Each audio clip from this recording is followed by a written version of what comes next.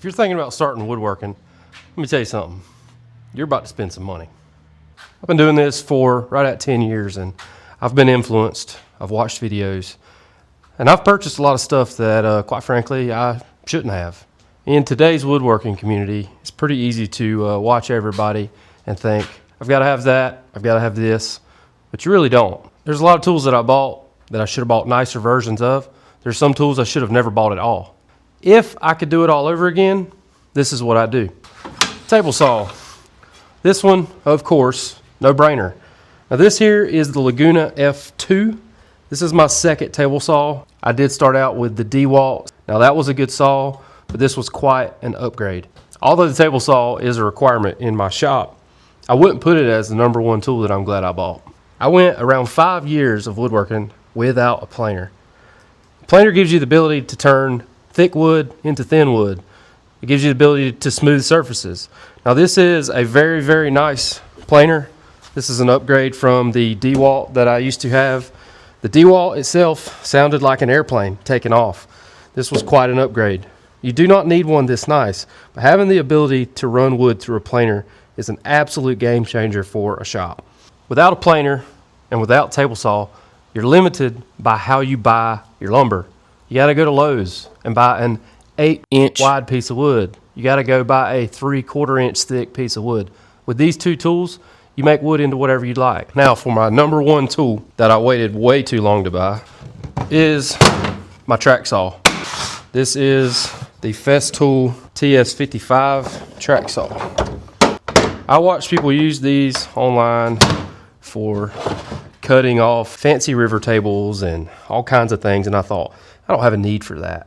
I started building more tables, and I learned that cutting a straight line is not as easy as it looks. I tried to use the jig that Craig makes, and although they make really good products, that one just didn't do it for me. I used to use this, which is essentially a straight edge guide for a circular saw, and it kind of did the trick, but I just wasn't happy with it. So I bought this for cutting the ends off tables. What I didn't realize is what else I would use it for. This is one of my most used tools in the shop right now. I use it to break down sheet goods. I use it to cut lengths on wide boards. Of course, I use it to cut off table ends. I take it to job sites when I'm fitting countertops to cut a perfect straight line. I just had no idea that this tool would be so versatile. Now there's a bunch out there on the market. DeWalt, Makita, I think there's even one made by Craig now. I did my research, and honestly, at the end of the day, I bought the Festool because I had the Festool dust collection system that hooked right up to it. As I said before, if I could go back, I would have bought a track saw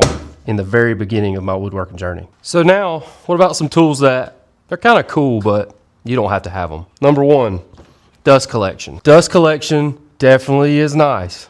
You see these guys all over the internet, and they treat dust like it's snake venom. I have a dusty shop. I also have a dust collector. My dust collection is for my planer, my jointer, my table saw, and that's it. I'm not hooking dust collection to my sander. I'm not hooking it to a router. It's more trouble than it's worth. At the end of the day, I'm gonna put a fan right there and take my blower and blow all the dust out of my shop. Once again, very cool, not necessary. #2, a jointer. I recently bought this, and yes, I'm very happy with my purchase. This is a wonderful machine. Is it required? No. I told myself for years that I would never own one of these. And even the level of building that I'm doing right now, I could do without it. For the longest time, I got by with the table saw. And honestly, recently, before I had this jointer, I was using the track saw to put a straight edge on things that this does just as good. And from my experience, if you're gonna buy a jointer, get a big one. Don't buy the little tabletops. They just seem to be more trouble than they're worth. This is a beautiful machine, but you don't have to have it. The last thing that I would say that's cool, but not required, Domino Jointer. I dreamed of having one of these, and it was all because of influencers. I watched and watched and watched, and I said, I'm never gonna be able to build cool stuff until I have one of these. Now, I love this thing, but the hype isn't what it seems to be. There's some folks that do some pretty cool things with these that I don't, and yes, that might be worth the money. But as far as joining tables, a good old biscuit jointer will do the job. Don't feel the need to go get a domino jointer. They're great. Love my Festool domino jointer. But if you have a biscuit jointer, you can do just as good. Now, keep in mind, I'm a furniture maker, so this doesn't apply to everybody. But as far as tools that you should not buy and that you absolutely do not have to have, benchtop router table. Absolutely hate this thing. Nothing against Bosch. They make great tools. Routers are scary and dangerous enough. Then you turn them upside down right in your face. This is a scary machine. They make guards. They make nicer tables. But I, quite frankly, as you can tell by the dust, I just don't use this tool. At one time, I was doing charcuterie boards and cutting boards, and I did kind of use this thing. But at the end of the day, I can just as easily take this battery-powered router and go around it. Because I make furniture, I'm not working with a lot of small pieces.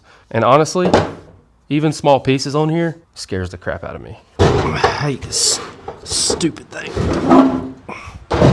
Okay, that's what I'm a little torn on. I'm a huge fan of woodpeckers. 100% got influenced on these. And I'll be honest with you, I'm gonna buy more of them. I love these tools, but do you need them? No. Do you have to have them to be a good woodworker? No. So that's what this is about. No hate towards woodpeckers. As you can tell, I'm talking good about them. But if you're getting into woodworking, don't let the marketing fool you. You don't have to have these to build quality stuff. They do look pretty cool, don't they? Last but not least, once again, this is tailored towards furniture, not signs or other things. This is about furniture. I freaking hate jigsaws. That is not brand specific. I have this DeWalt, which for a jigsaw is very nice. And I have a Bosch from 5 years ago, and I have a Bosch from the 90s. You talk about a tool that is frustrating, inaccurate, and breaks blades nonstop. Do I use them? Yes. Dadgummit. Sometimes I can't help it. I gotta have it. But man, a jigsaw frustrates the crap out of me. Most times I can get by with this bad boy to do what I need to do. But sometimes I just have to use a jigsaw, and I absolutely hate it. If you think you're gonna buy a jigsaw and be super accurate in regards to angles, you're wrong. I hope I provided a little bit of information on what you shouldn't buy, what you should, what you need, what you don't need. If you're starting out in woodworking and you plan on growing, I feel like this is some pretty solid advice. With that being said, when I started 10 years ago, I had no idea that I would be making furniture like I am today. It's hard to predict the future. But if you think you're gonna scale up, what you've watched today will help you out. I've wasted thousands of dollars on buying stuff I didn't need, buying tools that were too small, and buying tools that just didn't fit my application at the time. Don't let Instagram, Facebook, and all that make you think you have to have everything to build quality furniture. It's just not true. You could take half my tools away in my shop right now, and I could make some of the same furniture. Expensive tools are cool, but they're just that. They're cool. They make things easier. Just because you have expensive tools doesn't mean you're necessarily making quality products. If you have any questions about a specific tool or a specific brand of tool, let me know in the comments. I'd love to talk. Thank y'all for watching, and we'll see you next time.